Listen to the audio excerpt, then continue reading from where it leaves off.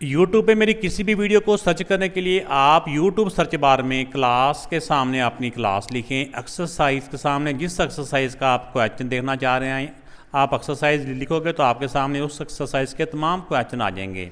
इसके बाद आपने जो भी आपकी बुक है, चाहे वो सिंगल जो नेशनल जो करिकुलम है उसका एसेंस ही लिख दें, नेशनल बुक फाउंडेशन किया तो NBF लिख दें, पंजाब बोर्ड किया तो PDB लिख दें, या पंजाब जो करिकुलम जो टेक्स्ट बुक बोर्ड है वो लिख दें, या KPK बोर्ड है, जिस पब्लिशर की भी आपकी बुक है ना आपने इस तरह वो लिखना है। आगे सर नदीम नवल लाजमी तौर पे लिखना है। ये लिखेंगे तो आपके सामने उस एक्सरसाइज के तमाम क्वेश्चन आ जाएंगे। इस क्वेश्चन में राइट द फॉलोइंग सेंटेंसेस सिम्प्लिस्टिकली। ये जो सेंटेंसेस लिखे हुए हैं इनको सेंटेंस की फॉर्म में नहीं बल्कि इनके जो सिंबल्स होते हैं उस फॉर्म में इनको लिखना है। The sum of numbers n and 6। कोई दो नंबर हैं, एक उसमें नंबर n है और दूसरा नंबर 6 है। इनका सम क्या होता है? उनको ऐड करना, प्लस करना। तो इन दोनों नंबर्स का वो कह रहे हैं कि सम है इज़ 20। इसको ऐसे लिखना होता है, उनका सम है ना, इसलिए n + 6। n में 6 को प्लस करें। आप कहेंगे कि n में 6 कैसे प्लस होता है, n कैसे प्लस होता है? इसको आपने प्लस नहीं करना, बस इस तरह सम की फॉर्म में लिखना है। n + 6 is 20। इनका सम होता है 20 के इक्वल। ये हमें उन्होंने बताया हुआ है, हमने उसी को इनके सिंबल्स की फॉर्म में लिख दिया। ये इसका आंसर है। अब सेकंड पार्ट है, the difference of number n and 27 is 5। दो नंबर हैं, एक नंबर n है, दूसरा नंबर 27 है। इनका क्या डिफरेंस कितना है? इज़ 5। ऐसे करके लिख देंगे n - 27। ये माइनस के साइन को डिफरेंस कहते हैं। n और 27 का जो डिफरेंस है इज़ कितना है? 5। ये इसका आंसर हो गया। अब नेक्स्ट है 4 time a number n is less than 7। 4 time a number n का 4 टाइम, ये नंबर है, नंबर कौन सा है? n। इसका 4 टाइम। किसी भी नंबर को अगर 4 से मल्टीप्लाई करेंगे तो वो 4 टाइम हो जाएगा। 2 टाइम कहेंगे तो 2 से मल्टीप्लाई करेंगे। 3 टाइम कहेंगे तो 3 से मल्टीप्लाई। n को 4 के साथ मल्टीप्लाई करें तो इसका मतलब होता है n 4 टाइम है, यानी 4 time of n is less than. Less than का साइन क्या होता है? इसकी तरफ इसकी बैक आ जाएगी, इज़ 7। ये 2 टाइम आ नंबर n, इसमें n का 2 टाइम, इसका 2 टाइम होगा ऐसे। n के साथ 2 को मल्टीप्लाई करेंगे तो ये हो जाएगा n का 2 टाइम। ये 2 टाइम आ नंबर n। मोर देन का ये साइन होता है, ये मोर देन इज 25। ये 25 है, यहाँ से देख के लिखिए। ये बेटा इसके आंसर हो गए। Which are the following statements are true and which are false. कुछ नीचे स्टेटमेंट्स दी हुई हैं, इसके बारे में बताना कि कौन सी इसमें सही हैं और कौन सी गलत हैं। सम ऑफ 5 एंड 8। 5 और 8 को प्लस करें इज़ 20। 5 और 8 को प्लस करने से, सम करने से 20 आता है? नहीं आता। तो ये क्या हो जाएगी? फॉल्स। चाहे क्रॉस लिख दें, चाहे आप f का ये फॉल्स लिख दें, ये पूरे स्पेलिंग के साथ और जो सही है उसके साथ ट्रू। प्रोडक्ट मीन होता है मल्टीप्लाई का आंसर ऑफ 3 एंड 10। 3 और 10 का जो प्रोडक्ट है, इन दोनों को मल्टीप्लाई करें तो आंसर आता है 30। तो ये ट्रू कह रहा है। इसको हम टिक भी कर सकते हैं या ऐसे ट्रू का टी भी लिख सकते हैं, या ट्रू के पूरे स्पेलिंग भी लिख सकते हैं। अब नेक्स्ट है 9 + 19 = 28। इनको प्लस करके देखें कि 28 आता है तो ये ठीक है, अगर नहीं आता तो गलत है। इनको प्लस करने से 28 ही आता है, तो ये हो जाएगा ट्रू। अब इसमें है 8 - 2। पहले ब्रैकेट को सॉल्व करना होता है ना, लाजमी नहीं है कि आप डायरेक्ट ही इनको सॉल्व कर लें। आप इनको सॉल्व करके रफ पेज के ऊपर भी सॉल्व कर सकते हैं। कि जैसे मैं आपको समझाने के लिए ये कर देता हूँ कि पहले हमने ब्रैकेट वालों को सॉल्व करना होता है। 8 में से 2 माइनस करो तो 8 में से 2 माइनस करो 6 होता है।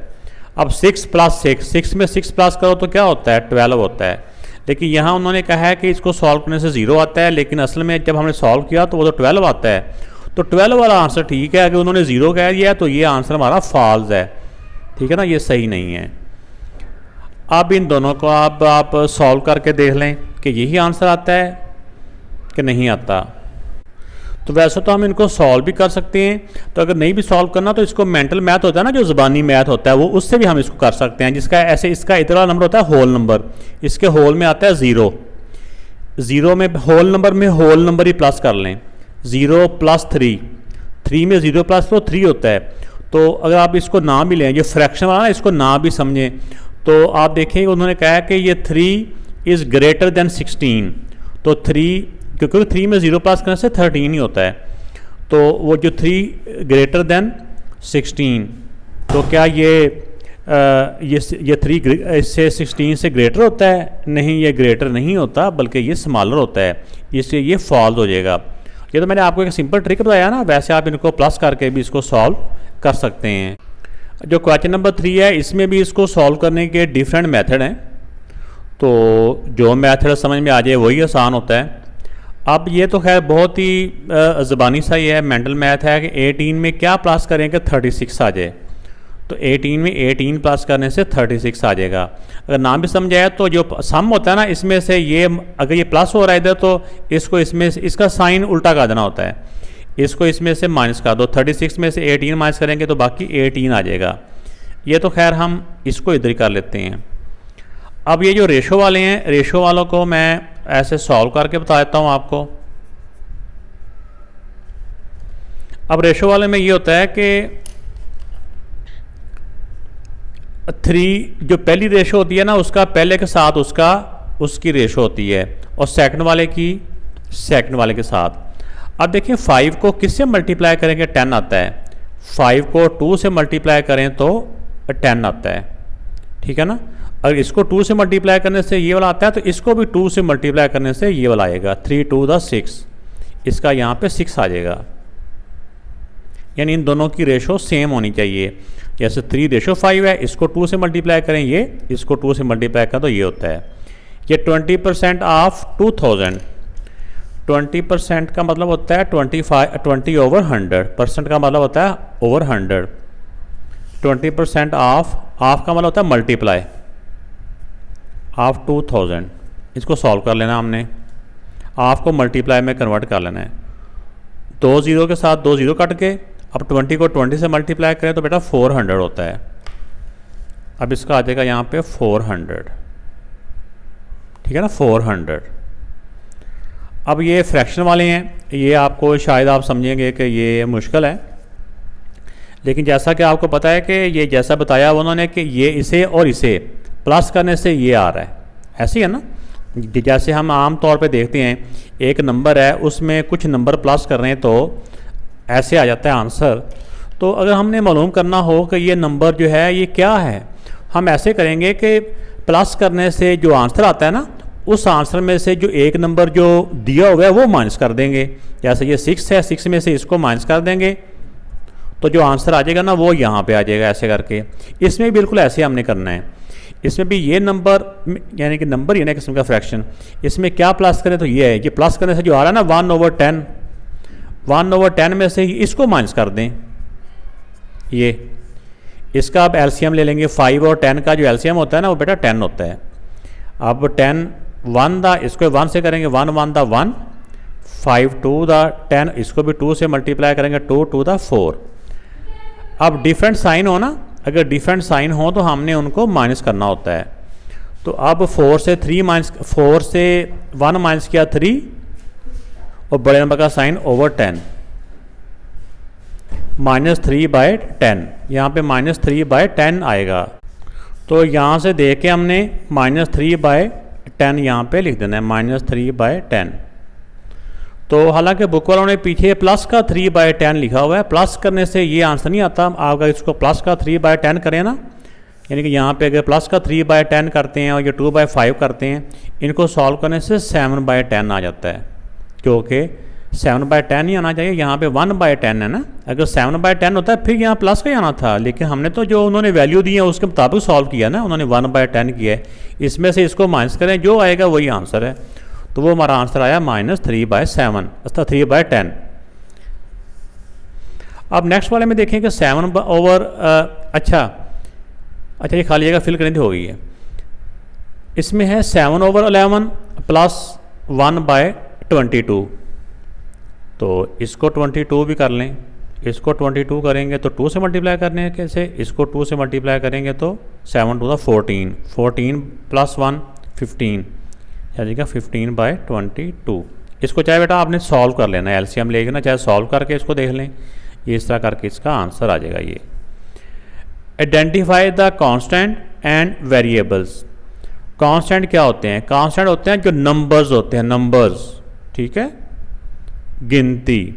और वेरिएबल्स होते हैं जो अल्फ़ाबेट्स होते हैं, जो इंग्लिश के अल्फ़ाबेट्स को वेरिएबल कहते हैं, और जो नंबर्स होते हैं उनको कांस्टेंट कहते हैं। तो मैंने तमाम वैल्यूज़ ये पेज के ऊपर लिख ली हैं ताकि समझाने में ज़रा आसानी हो।